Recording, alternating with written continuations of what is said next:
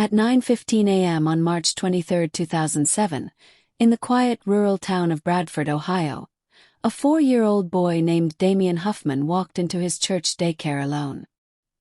He was barefoot, still in his dinosaur pajamas, his cheeks flushed and breath ragged. The daycare staff were shocked. Where were his parents? Why was he alone? Then Dameon spoke 8 words that made his teacher's blood run cold. Mommy's bleeding. Daddy's sleeping. The glass broke.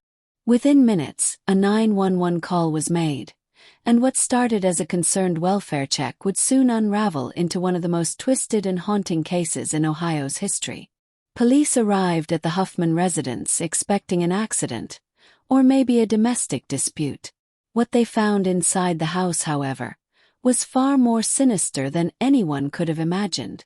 The child's innocent presence at the heart of it all would become both the key to solving the case and the most heartbreaking element of the story. This is the story of a little boy who became the sole witness to the unthinkable, and the investigators who had to piece together a crime that made no sense until it made too much. Watch till the end as we uncover how a child's terrified words helped reveal a dark truth buried beneath layers of lies, blood, and broken glass. The small town of Bradford, nestled along the western edge of Ohio, was the kind of place where people left their doors unlocked, trusted their neighbors, and spent Sunday mornings in church.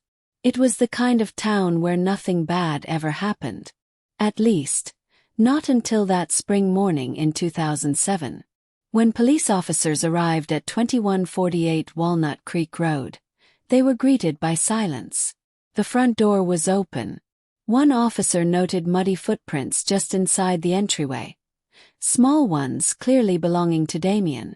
The house smelled faintly of copper and something else, a burnt metallic scent that made stomachs churn.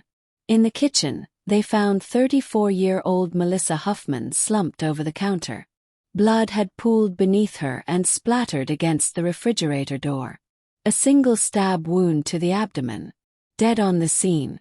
In the upstairs bedroom, her husband, Tyler Huffman, 36, was lying face down on the bed, a pillow partially covering his head. He had been shot once in the back of the skull. No signs of forced entry. No broken windows. No obvious motive. Just a quiet family home turned into a scene of unimaginable violence, and a small child left to make sense of it alone. Detectives were baffled. What kind of killer leaves a child behind? What kind of murder involves both stabbing and shooting? The crime scene screamed of 2 different killers. Or worse, a carefully staged scene by someone close. Meanwhile, little Dameon was being cared for at the local station by Child Services. A trained child psychologist, Dr. Ellie Ramos, was brought in to gently question him. It took hours of patience, drawings, and toys, but eventually, Dameon began to talk. "I saw a man in black," he whispered. "Did he hurt your mommy?" Dr. Ramos asked. Dameon nodded, then pointed to his chest. "He poked her here with something shiny. And what about Daddy?" "He was sleeping but loud." Dr. Ramos pressed gently. "Was Daddy sleeping before or after the man came?" Dameon looked confused. "Daddy was already sleeping. But then, he never woke up." To investigators, the pieces didn't fit. The mother was stabbed. The father was shot. The boy said the dad was already asleep before the attacker came. Something was off. Then came the first twist. Tyler Huffman had gunshot residue on both his hands. Was he the killer? Did he shoot his wife, then turn the gun on himself? The theory seemed plausible, until the autopsy revealed another bombshell. Tyler had been drugged. High levels of diphenhydramine, commonly found in over-the-counter sleep aids, were found in his system. Enough to sedate an adult elephant. He hadn't pulled a trigger. Someone had drugged him, then shot him execution style. And the weapon, .22 caliber pistol, wiped clean and missing. But there was no sign of forced entry, nothing stolen, and no clear suspects.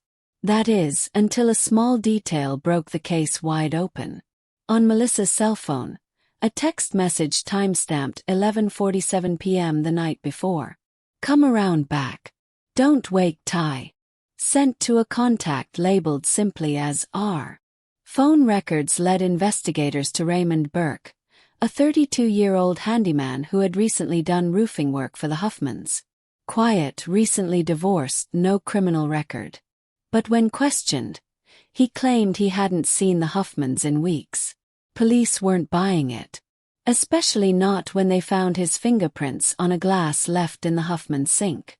Pressed again, Raymond's story crumbled. He admitted to being there that night, but claimed Melissa invited him over. They had been having an affair, he said.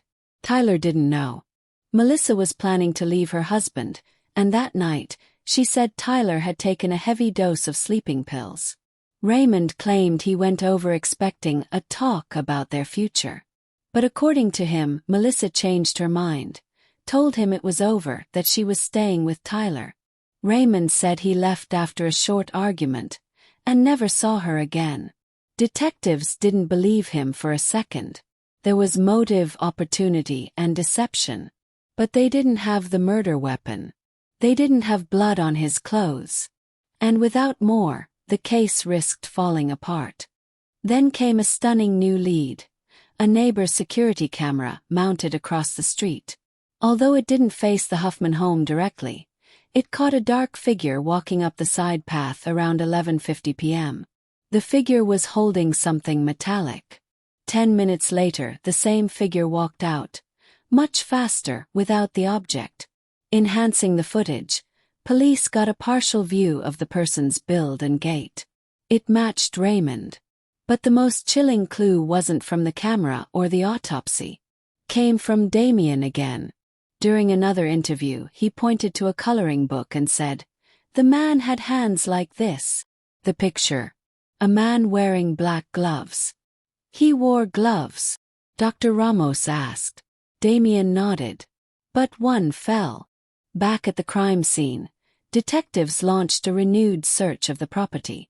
In a patch of grass behind the kitchen window, they found it. A single black leather glove, caught in a tangle of weeds. Inside, a tiny spot of blood. DNA confirmed it was Melissa's. And inside the glove's lining, sweat and skin cells belonging to Raymond Burke. Confronted with the evidence, Raymond finally confessed. But his confession came with a twisted twist of its own.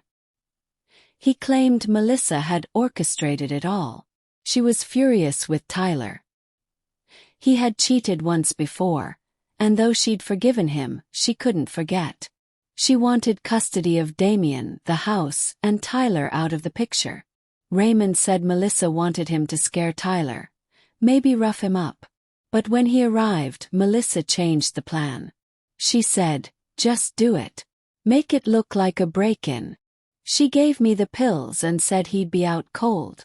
Raymond said he stabbed Melissa only after she panicked, told him she couldn't go through with it and threatened to call police.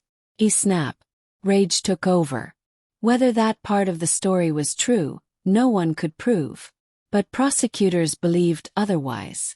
They charged Raymond Burke with 2 counts of first-degree murder. His trial gripped Ohio, especially when 5-year-old Dameon took the stand the following year.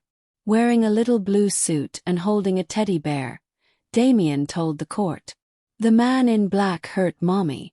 Daddy was sleeping and never woke up." The jury took less than 4 hours. Guilty on all counts. Raymond Burke was sentenced to life without parole. Today, Dameon lives with his aunt and uncle in Columbus. He rarely speaks about that day. But his testimony helped solve a case that could have easily gone cold. A reminder that even in the most tragic of crimes, the smallest voices can speak the loudest truths. Subscribe for more chilling real-life crime stories that twist, shock, and stay with you long after the screen fades to black.